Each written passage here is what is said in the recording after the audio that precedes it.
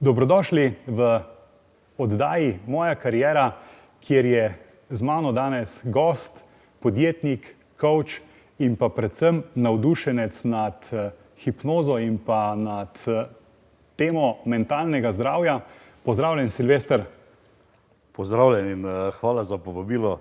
Sem vesel, da sedimo v tem čudovitem studiu in da bomo kramljala o tako zanimivi temi, širni temi. Tako, nekaj let se že poznava in praktično skozi celo to obdobje, kar sva se tudi midva spoznala, je, bom rekel, pri tebi ena najbolj specifika to, da si se odločil kot podjetnik tam nekje po 40. letu zakorakati v popolnoma novo karierno področje in vem, da je to karierno področje danes za marsikoga v Sloveniji zanimivo, namreč marsikdo hitro sliši, ok, te coachi malo manj delajo, pa dobro zaslužijo in tako naprej, ne? In potem seveda realnost podjetniška pove drugo plat. In daj mi povej, kaj je v bistvu pri tebi bilo tisto prvo vodilo, da si iz podjetnika, prodajnika, namreč imaš prodajno podjetje že več kot 30 let, bilo tisto, ok, zdaj pa grem jaz na vlogo, na drugo stran, nova kariera, coach, oziroma se na začetku verjetno nisi to vedel še, da bo to neka kariera, ne?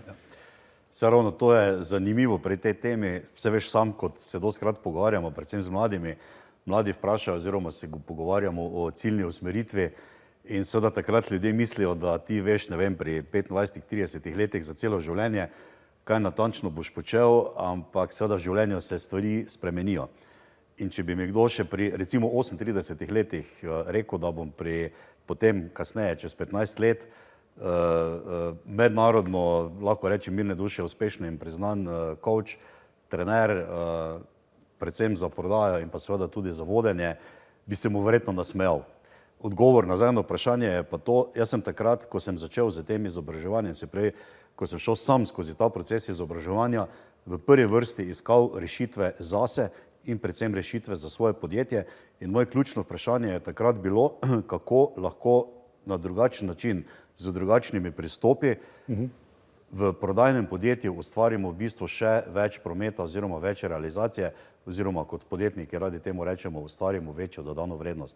In to je bila tista osnova, to je bil tisti motivator, zakaj sem bil pripravljen pri skoraj 40 letih iti najprej sam skozi 3-4, skoraj 5-letni proces izobraževanja, ki je izgledal tako, da sem velikokrat po cel teden recimo bil v Nemčiji na izobraževanju, včasih tudi pri nas v Sloveniji in sem takrat prevozil res na tisoče kilometrov, velikokrat tudi z letalom letel in res investiral ogromno časa, seveda tudi kar precej sredstev, ampak o konkretnih številkah danes raje ne bom govoril. Ok, ampak kje je bil tisti tvoj, ta trigger motivator?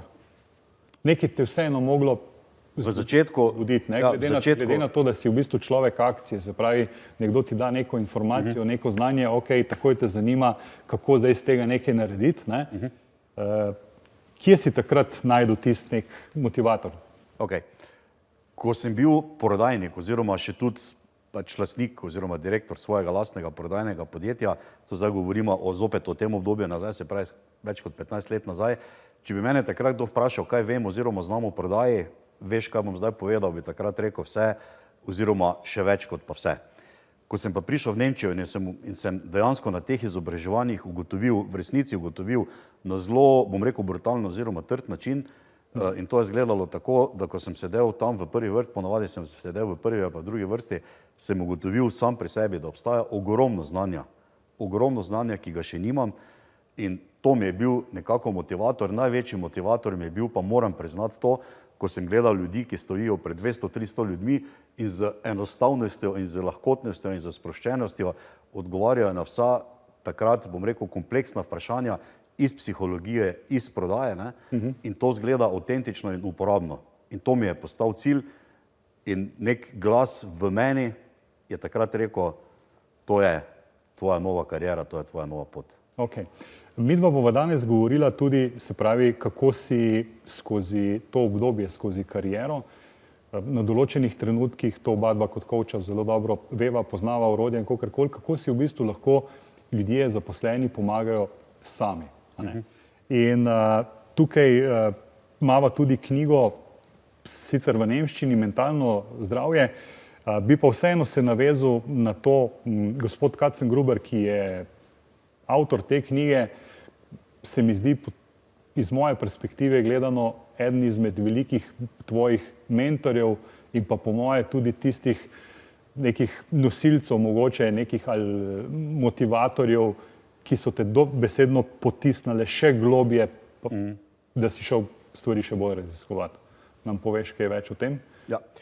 Se pravi, ko sem srečal gospoda Wernerja Katzengruberja, takrat priznanega v Nemčiji v resnih medijih, seveda, ne na Facebooku, takrat še niti Facebooka ni bilo, priznanega kot osebnostnega koča številka 1 in najuspešnejšega, enega najuspešnejših prodajnih pa vodstvenih trenerjev. In ko smo sklenili takrat tisti dogovor, to je bilo, mislim, da leta 2010, če se prav spomnim, leta 2010, da mi je omogočil, da sem kot edini v bistvu ne Nemec, se pravi edinim, ki sem lahko šel z njim skozi ta celoten proces izobraževanja, ki sem ga prej že omenil, to mi je bila res neka potrditev, da lahko tudi mi, Slovenci, ki se žal imamo velikokrat za majhne oziroma premajhne, ne, in o tem tudi mi dva dostikrat govorimo na naših delavnicah, da lahko dosežemo veliko. In eden največjih uspehov recimo mi je bil, morda se bo kdo nasmejal zdaj, ko boste to slišali, da lahko jaz kot Slovenec, čeprav sem bil rojen sicer v Nemčiji, ampak sem Slovenec, v Nemčiji učim Nemce prodaje in v Nemčiji oziroma na nemškem govornem področju coacham nemške res top prodajnike in tudi menedžerje iz tega področja in na ta način sem v bistvu doživel te, rečimo, sanje, ne? In to je tista razlika, ki mi dva oba zelo dobro vemo.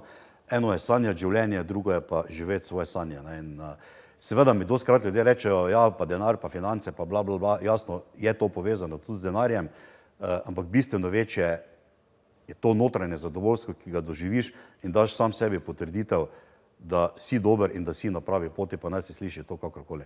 Ok, vseeno to, ne, da recimo kot podjetnik in vem, da se pravi podjetje je bilo uspešno, da si ljubitelj avtomobilov, sam si zamenjal nebroj različnih znamk, kombinacij, vse to, si v tistem trenutku, bom rekel, če gledam iz stvari pa iz perspektive, katere so meni znane, verjetno bi si lahko plačal katerega koli mentorja ali pa coacha na svetu, če bi se seveda za to odločil in denar ne bi bil problem. Me pa zanima iz te perspektive, kakšno ti je pa bilo to notranje zadovoljstvo, ne, da si uspel v bistvu na nek način sebe prodati, ne, gospodu Katzengruberju, seveda je pač bil tudi proces v tem, kako je on potem prepoznal, me zanimajo te občutki, se pravi, ko nekdo drug prepozna potencial v tebi in da si reče, ok, s to osebo si pa res želim delati, ne samo iz finančne perspektive, ampak v bistvu res kot mentorja. Jaz sem tu dal konkretni primer, ker sem njega enkrat vprašal v tem kontekstu, kaj je v bistvu sploh njega pripeljalo do tega oziroma pripričalo, ker to ni njegov način dela, da v bistvu izobražuje druge trenerje na ta način. Ne. Zdaj je več, ampak v tistih letih ne, sem v bistvu bil prvi, ki sem šel skozi tak proces. Ne. In je bil, njegov odgovor je bil takrat zelo enostaven, da v najnih prvih pogovorih, ki smo jih imela, je prepoznal eno zadevo, ki je žal veliko ljudi pri nas v Sloveniji nima.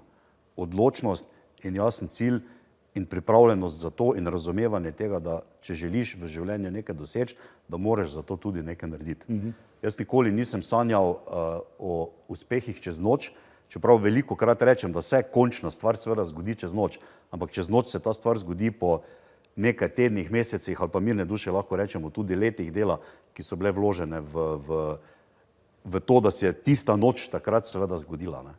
In to se mi zdi najbolj smiselno in to tudi koliko je možno skušam predajati ljudem, ki si dejansko želijo uspeha naprej, ne, da je za uspeh potrebno, kakorkoli se sliši, kdaj se mi kdo od mladih nasmeji, pogum, vztrajnost in disciplina. Ok, nam zaupaš tvoj najbolj klasični quote, se pravi tvojo misel, se pravi ono, ki se začne tam, kjer si? Tam, kjer si, je tvoj fokus in kjer je tvoj fokus, tam si ti.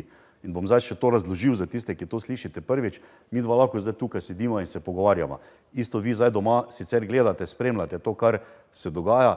V vprašanje pa je, kje ste v teh trenutkih z vašimi mislimi. In tam, kjer ste zdaj z vašimi mislimi, tam dejansko tudi ste.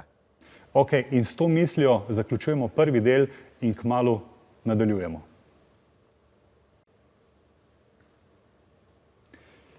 Že smo nazaj, kjer nadaljujemo praktično z našim zaključkem, ki sva ga zaključila na način, se pravi, tam, kjer je tvoj fokus, tam si ti. Silvo, ti si rekel misli, meni se zdi pomembno, da damo zraven še občutke. Občutke, nam poveš kaj več o tem, ker dejansko to je v bistvu del koncepta, ki ga je ustvaril gospod Katzengruber, imenuje se transakcionalni coaching. Ti si prvi usposobljeni coach certificiran na tem področju v Sloveniji.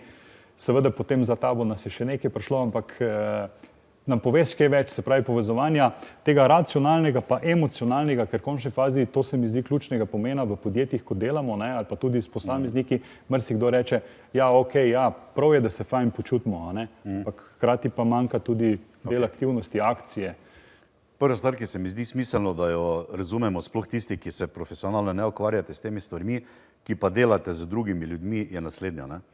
Mi se vsi pogovarjamo o neki realizaciji oziroma o nekih aktivnostih, ki jih ljudje naredimo. Ampak treba je stopiti korak nazaj. Vsaka aktivnost, ki jo naredimo, je najprej v glavi misel.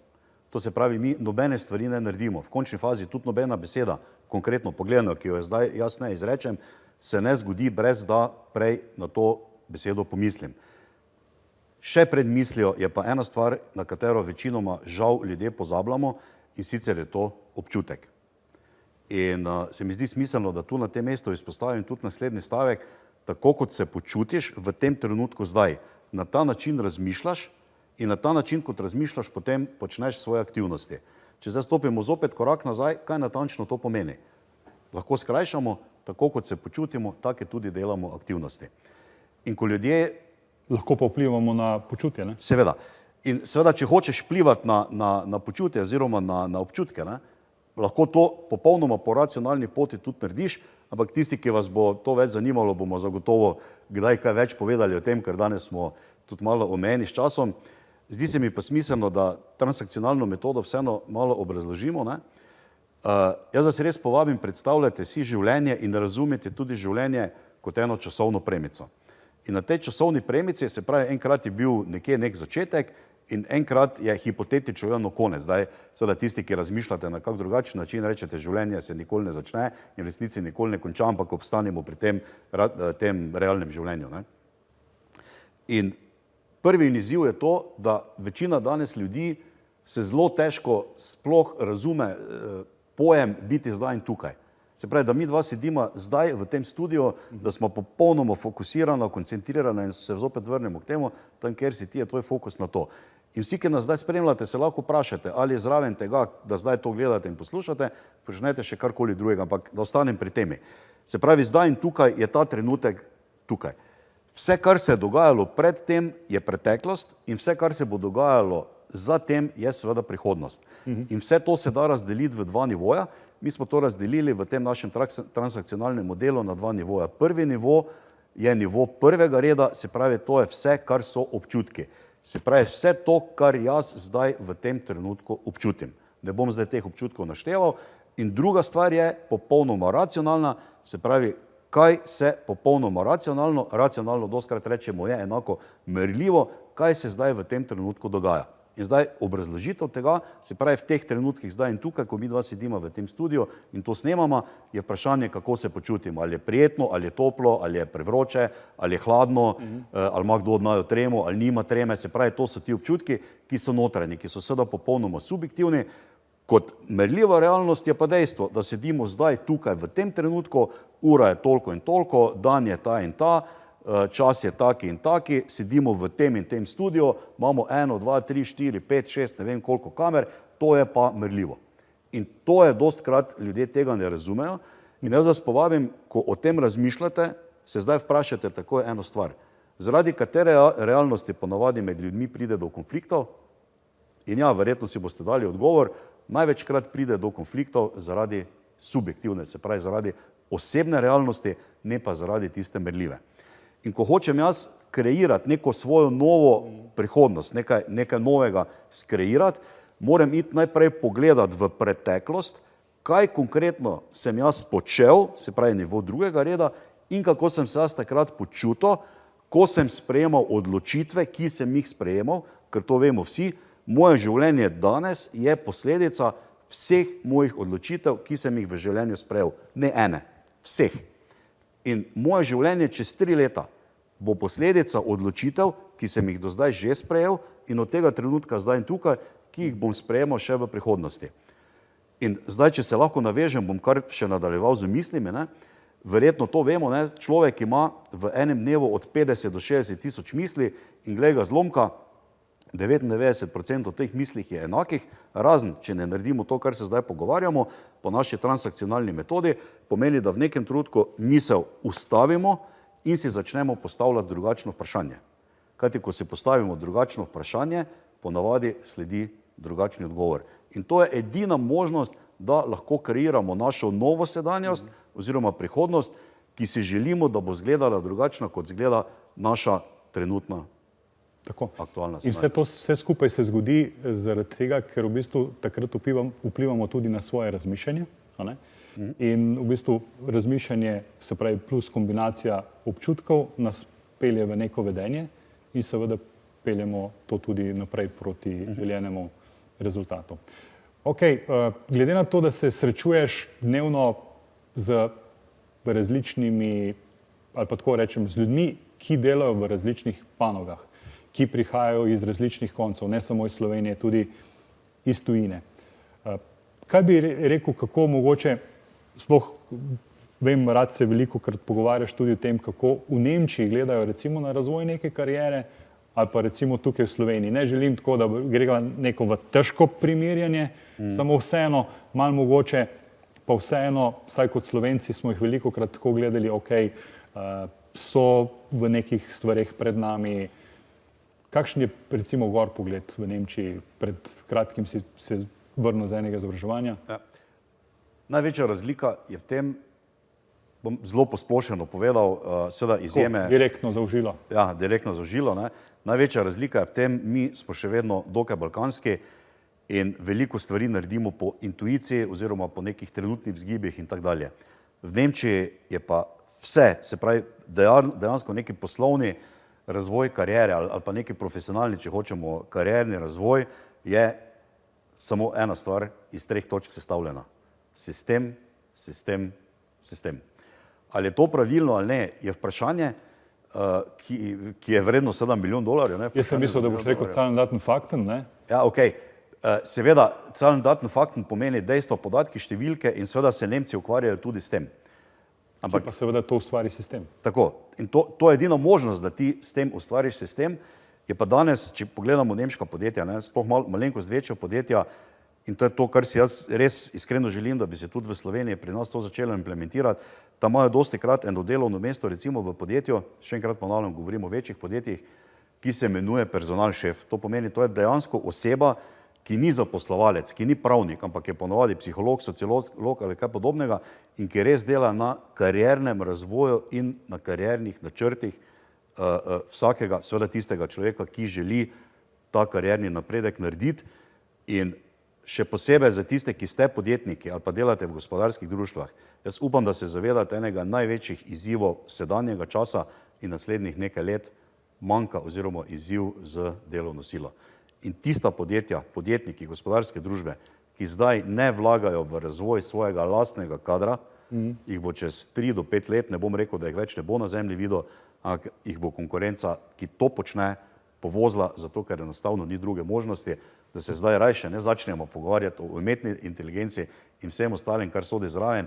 In ker sem rekel, da sem ravno kar prišel iz Nemčije, ko sem videl, kaj se v nekaterih podjetjih dogaja, kako v vsakodnevne procese in v pisarnah in v prodaji, da se seveda ne pogovarjamo o proizvodnji, vključuje ta umetna inteligenca, to se res dogaja z mirne duše, lahko rečemo, zlajnana fraza, astronomsko hitrostjo, ampak to, kar je včasih trajalo 5 let, danes traja 5 tednov. Taka razlika je to danes.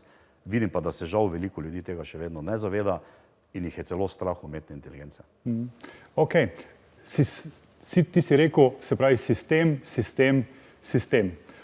Kmalu v nadaljevanju pa vam razkrijeva skrivnost, zakaj so tudi Nemci, se pravi, uvedli tega personalšefa, kajti poleg sistema so tukaj še ljudje, ki v organizacijah naredijo tiste številke, zaradi katerih potem so lahko podjetja uspešna, tako da se vidimo kmalu v nadaljevanju. Vse več posameznikov in pa tudi podjetij se odloča, da je potreba potem, da se dela na psihološki varnosti, da se dela z ljudmi vse več. Z mano Silvester, coach, omenil si, se pravi, v Nemčiji sistem, sistem, sistem, hkrati si pa potem omenil tudi tega personalšefa, se pravi nekoga, ki se ukvarja s kariero posameznika, seveda v malo večjih organizacijah, tudi nekaj slovenskih podjetij ima dosti razvite sisteme iz tega področja. Daj mi povej, kje ti vidiš oziroma kdaj se je tisti preskok vseeno v tujini zgodil, da so rekli, ok, ljudje so poleg sedanje umetne inteligence tudi tisti, s katerimi se moramo ukvarjati. To je sicer moje čisto osebno mnenje, glede na spremljanje dejansko nemškega trga v zadnjih 15 letih. V ljudi se je vlagalo vedno, ampak ekstremno dosti se v ljudi vlaga, mirne duše lahko rečem, 2 leti pred situacijo, ki smo imeli leta 2020, tam od enega leta 2017-18, se mi zdi, da je v Nemčiji bil zelo velik, na nemškem govornem področju bil zelo velik poudarek na tem. Zdaj v tem, še vedno lahko rečemo, po koronskem času je pa to preraslo, bom rekel, vse meje. Zakaj? Zaradi tega, ker se ugotavlja, da ljudje danes živijo v enem, tudi kot posamezniki in enako v podjetjih, živijo na nek drugačen način, kot so živeli prej. In sicer Nemci, poznaš to zadevo, Nemci pravijo, da večina ljudi danes živi v enem modusu, ki se imenuje modus strahu, oziroma Nemci to imenujejo angst modus. To pa zaradi vsega tega, kar se nam je dogajalo, tudi zaradi vseh vojn in vsega ostalega, ki imamo zdaj. In če se dotaknemo tega pojma mental health oziroma mentalno zdravje, psihološko zdravje, kakorkoli ga imenujemo, to je ena od glavnih tem. Zakaj? Zopet sistem, sistem, sistem. Nemci so si izračunali, da so v prejšnjem letu, se pravi podatki so zdaj za 2024, se pravi leto 2023, to pomeni, da so v letu 2023, da je nemško gospodarstvo imelo 15 milijard evrov izgube zaradi odsotnosti ljudi, se pravi bolniških, zaradi bolezni, se pravi mentalnega sklopa. To pomeni razne bolezni, ki jih jaz zdaj niti ne bom našteval, da o tem ne bomo govorili, ne bomo šla pregloboko, ampak ljudje se tega zavedajo, ker moramo eno stvar vedeti, ko gre nekdo zaradi takih stvari, recimo zaradi depresije, česarkoli, vse vemo, tudi to so žal podatki uradni, vsak 6. Evropejec je v tem trenutku na antidepresivih oziroma pomirjevalih, da si malo zračunamo. Dobro, da smo sama tu. Dobro, da smo sama, ja. In kaj se seveda potem zgodi, odsotnost, bolniška odsotnost zaradi takih bolezni je bistveno daljša kot pa po eni gripi ali pa čem drugem. To lahko traja nekaj tednov, tudi nekaj mesecev. In takrat začne trpeti sistem. Tako. In verjetno je to eden izmed vzvodov, zakaj so rekli, ok, moramo poskrbeti najprej za ljudi, ker ljudje bodo tudi uporabljali umetno inteligenco, ker pač umetna inteligenca oziroma strojno učenje sega tam v letu 1950, ni to prišlo šele lansko leto k nam, tako da tudi prvi Exceli, ki smo jih uporabljali, se pravi, je že v zadnji, se pravi, neki izračun, neka formula, se pravi, neka pomoč. Vseeno me zanima, se pravi, mentalno zdravje, omenil si tudi hipnozo, pa preden gremo v to področje, me pa zanima ena stvar, kako bi recimo mentalno zdravje povezal, se pravi, s to čustveno zrelostjo samega zaposlenega v neki organizaciji, kajti zdi se mi, da če je oseba, se pravi, tako, na nekih realnih tleh, da je čustveno zrel, se pravi, da ima urejene odnose, če tako rečem, ne samo v službi, tudi doma, se mi zdi, da je takšen zaposleni lahko veliko več da, se pravi, okolju, državi, gospodarstvu in nenazadnje tudi svetu, v katerem živimo. Ja, srečen in zadovoljen človek. Ampak srečen in zadovoljen človek ni tisti, ki največ zasluži, ampak je tisti, ki na vseh treh nivojih življenja, se pravi v karieri, v privatnem življenju in pri življenju sam seboj, ki ima vse te tri nivoje, bom rekel, najbolj uravnotežene, zbalansirane, usklajene, kakorkoli bomo rekla.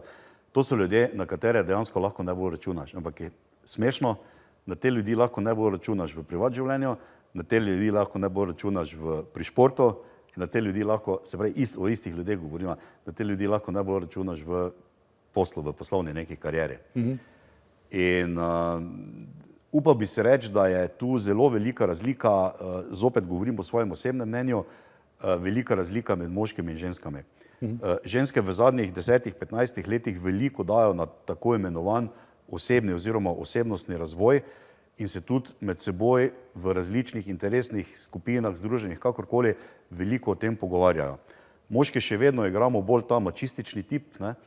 In skušamo probleme oziroma izzive, ki jih imamo, reševati sami pri sebi ali pa recimo moški med seboj, ki pa seveda niso strokovnjaki iz tega področja in kaj naredimo. Recimo jaz imam zdaj primer, problem, pokličem tebe, seveda imaš ti podoben primer, mi dva gremo ali recimo na pivo, se en drugemu potožimo, seveda nihče od naju se ne bo zjokal, zato ker ni fajn, da moški jočejo, ne?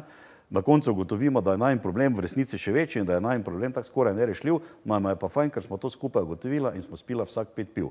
Drugi dan zjutraj, ko se zbudiš, imaš 3 probleme. Glava te boli, tisti problem, ki si ga imel včeraj samo ti, ga imaš tudi ti, jaz imam dejansko še tvojega, na koncu pa ugotoviš, da imaš denarnico prazno, skoraj isto, kot če bi šel, morda vse boste zdaj nasmejali, kaj bom rekel, ampak je res, ne, kot da bi šel morda k nekemu strokovnjaku, na en coaching ali pa na eno terapijo, kakorkoli, in bi ti ta strokovnjak pomagal, da bi pa prišel sam do nekih spoznanj in potencialnih rešitev te situacije, ker 5 piv ni rešitev situacije, ne. In tu se mi zdi, da... Mislim, da boš rekel še 4. ženo. Ja, ženo, okej, od tega se reči ne bom zdaj dotaknil, ja. Pol bi lahko gremo probleme naštevati še dalje, okej. No, lahko pa bi se dva prijatelja dobila, ne, ki imata določena znanja in bi rekla, okej, dajva midva pogledati iz večjih različnih perspektiv, ker to je tudi eno izmed ključnih naših del, s katerim se srečujemo, ne. Ali pa dajva pogledati v bistvu, kakšna pa je pozitivna perspektiva do tega, ne? In bi vseeno izhodišče na koncu lahko bilo drugačno. Jaz o hipnozi danes ne bi govoril preveč podrobno, zagotovo bomo kdaj ob kakšni priliki imeli eno posebno oddajo, pa bomo takrat govorili samo o tem. Jaz bi se dotaknil ene zadeve, ki se mi zdi smiselna, ki si jo ti že začel. Začnite si v svojem življenju postavljati drugačna vprašanja. Pa bom to argumentiral tudi. Ne? Vsak dan oziroma si pri nekih procesih si v svojem življenju tak ista vprašanja postavljam in ti si omenil eno besedo, ki se imenuje perspektiva.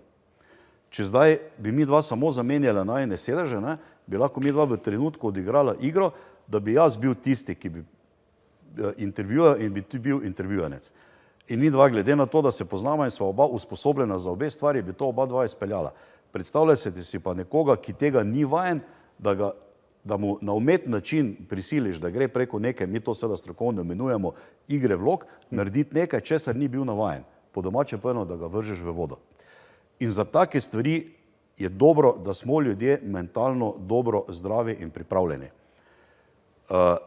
Največji izziv ali pa največji predlog, ki vam ga dam, je to, da začnete razmišljati sami o sebi, da začnete razmišljati o tem, kako v nekih situacijah se počutite, kako v nekih situacijah razmišljate in kako potem posledično reagirate.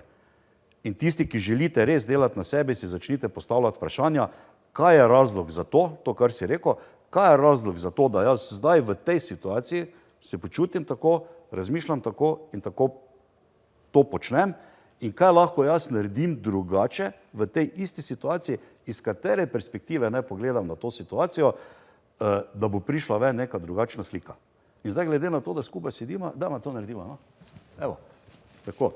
Mi dva samo zamenjamo in seveda zdaj tudi režija ni pričakovala tega in se je seveda slika zamenjala. Mi dva zdaj sedimo na drugačnih pozicijah in še ena stvar je, Andrej ima zdaj drugačno perspektivo in jaz imam drugačno perspektivo in tudi vi, ki nas zdaj gledate, me vidite iz drugačne perspektive. Gremo nazaj. Tako, Počasi se približujemo koncu najine oddaje in meni so moji možgani že dali za idejo, ker namreč nisva se tega vnaprej dogovorila, da glede na tematiko bi bilo vseeno smiselno, da jaz danes zaključim iz tega stola, tako da te prosim, da še enkrat zamenjamo.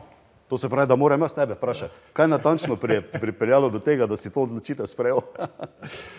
Namreč hvala, Silvester, za res izčrpen pogovor. Čas teče tako hitro, kot ga občutimo, sicer imamo za to merilne naprave in vem, da ste se tudi vi ob teh najinih pogovorih, idejah, mislih marsikdaj ustavili, mogoče tudi kdaj kaj zapisali in ja, ravno ta druga perspektiva, drug pogled vam bo omogočil narediti vaše naslednje karierne pomike. Kajti dokler boste razmišljali iz iste perspektive, boste prišli do enakega odgovora. In za konec, Silvester, še ena zaključna misel, tukaj je tvoja kamera, zdaj popolnoma drugje. Ok. Zaključna misel je samo to, jaz bom še enkrat povedal. Razmišljajte o tem, kako razmišljate in si začnete postavljati vprašanja, če z neki situaciji niste zadovoljni, kako lahko razmišljate drugače in posledično se boste začeli počutiti drugače in potem bodo tudi aktivnosti drugačne. In želim vam veliko zadovoljstva pri tem. Tako.